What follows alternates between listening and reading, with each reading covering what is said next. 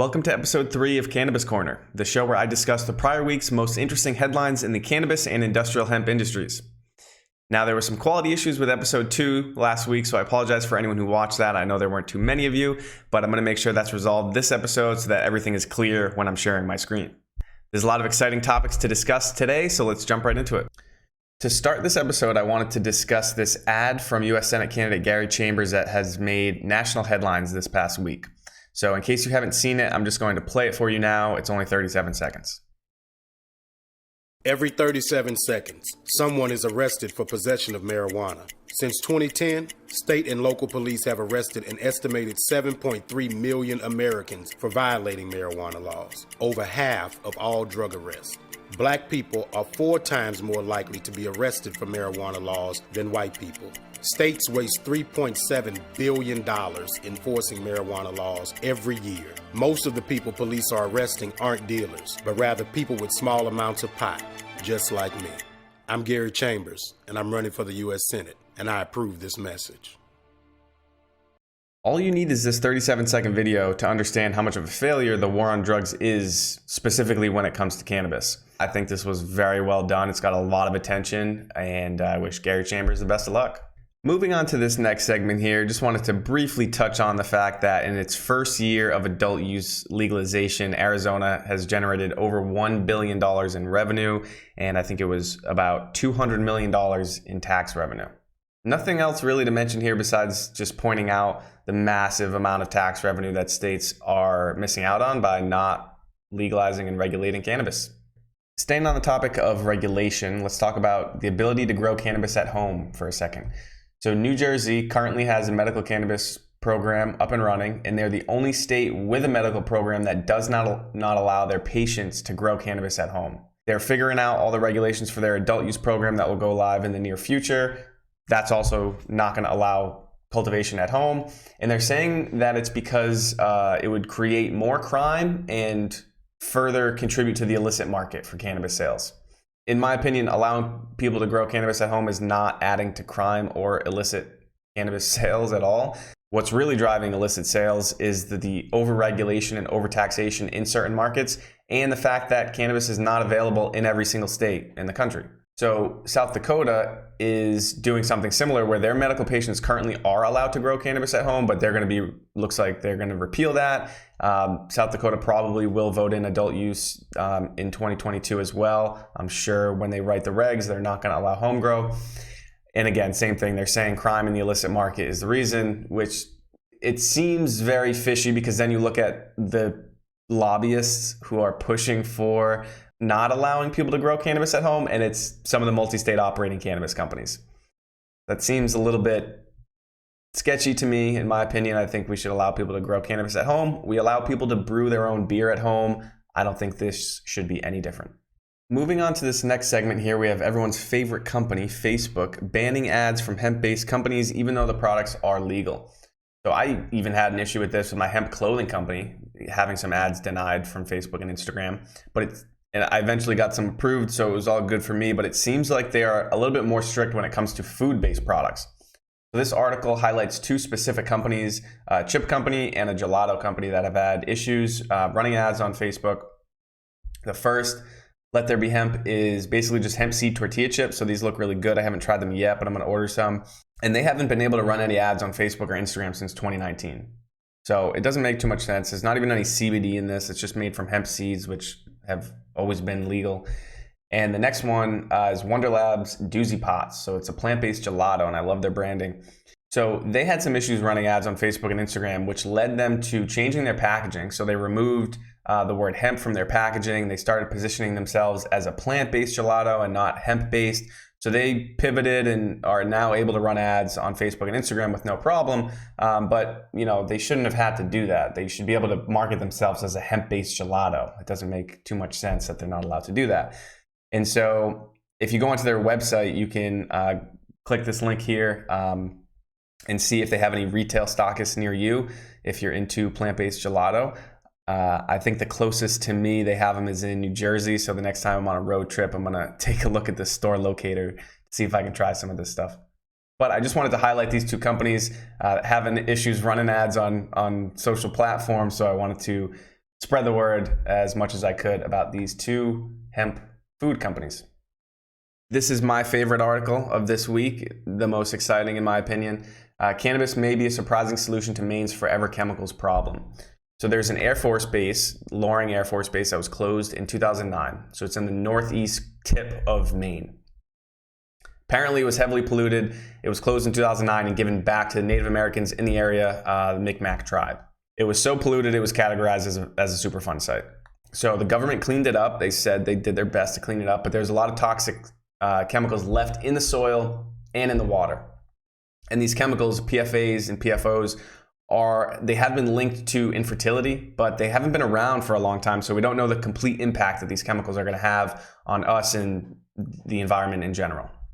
So one of the most common facts that's talked about when discussing industrial hemp is that it's a phytoremediator, which means it can clean up soil. It removes heavy metals and toxins from soil. It was famously used at Chernobyl nuclear reactor site to clean up some of the soil there. And so they are trying the same thing at this site in Maine.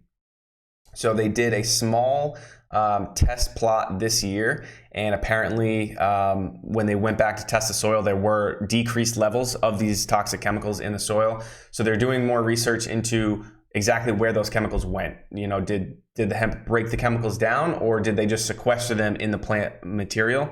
So this company, Upland Grassroots, is doing some of this research along with the Micmac tribe, and they're going to do a much larger plot this upcoming season. So this is incredibly exciting because obviously this is not the only Superfund site in the United States that's heavily polluted, and hemp can potentially be a solution for these sites.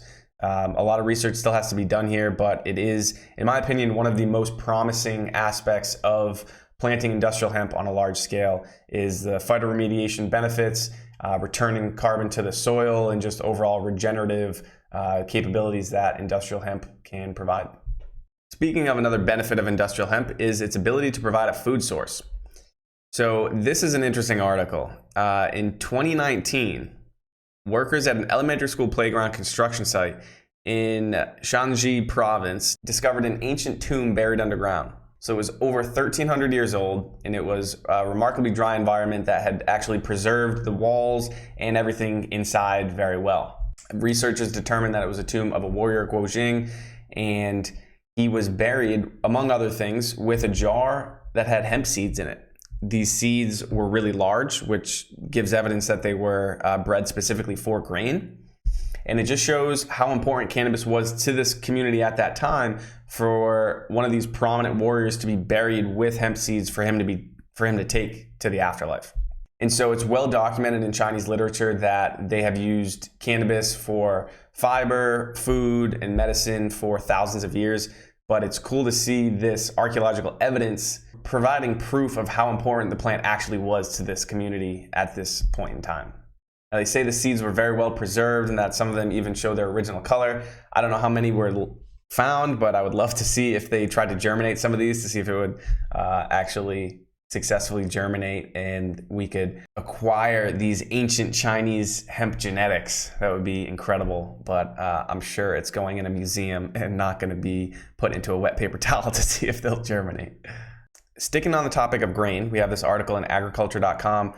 Hemp industry pivots toward grain and fiber. So in 2018, after the Farm Bill, everyone started growing hemp for CBD, which is grown very differently than if you're trying to grow hemp for grain or fiber. The market got incredibly flooded.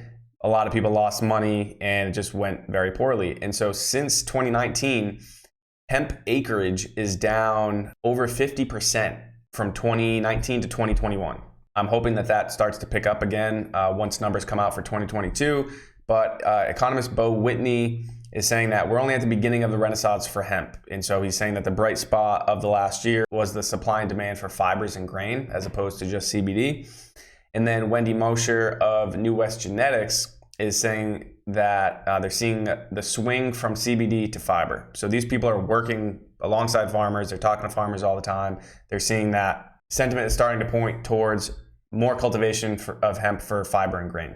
And so apparently on February 17th, the USDA is scheduled to release its first ever national hemp report. It's a survey sent to over 20,000 producers. And so it seems like a lot of farmers are waiting for this report to see what they're going to do this upcoming season. So I'm hoping, the last 2 years we've seen this acreage fall for total hemp farmed in the United States. I'm really hoping that starts to go back up and we get a positive trend. But we will see what happens, because the farmers aren't going to grow it unless there is demand and they know someone's going to be buying the grain or fiber. So grain is easy. You can make it into food and hemp seed oil and things. Fiber, there's a lot of extra processing that needs to happen downstream after it's cultivated. So it's a bit more complicated on the fiber side. But this is going to be interesting to stay in touch with, to kind of see what the sentiment is with these farmers after this USDA report comes out. So when we talk about farmers deciding whether or not they want to grow hemp for fiber, one massive catalyst for that could be if a company like Nike comes out and says, hey, we're going to start integrating more sustainable materials into our products and we're going to focus on hemp. This specific shoe, this classic silhouette, the Air Max 95, is made here with some hemp canvas, and I think this webbing is made from hemp as well. And this is not the first time Nike's used hemp.